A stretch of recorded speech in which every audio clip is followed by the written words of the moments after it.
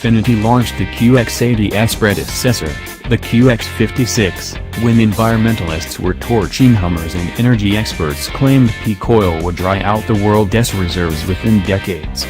During the 2004 model year, its first, gas prices crested at more than $2 per gallon, prompting more predictions that big SUVs would soon be extinct. Exactly none of that happened.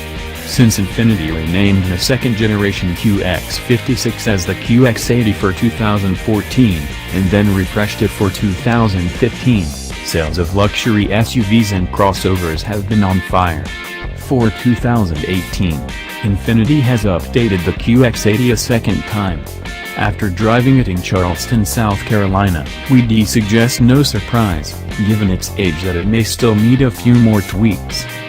Inside, Infiniti now offers saddle brown semi-aniline leather when buyers select the $5,700 Deluxe Technology package, that requires $8,150 in additional options, and the $2,450 Theater package's rear seat entertainment screens have been widened by an inch, to 8.0 inches. A digital rear-view mirror, much like those in the Cadillac CT6 and the Chevrolet Bose, shows a feed from a camera cleverly hidden in the rear glass. The camera's view can be adjusted vertically, and, unlike in those competitors, it remains clear in inclement weather because it looks through an area on the backlight that is kept clean by the rear wiper.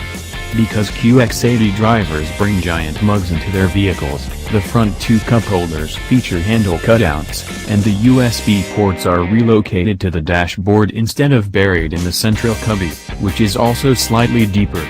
The optional Bose stereo adds 2 more speakers, for a total of 15, and there's a new shifter knob.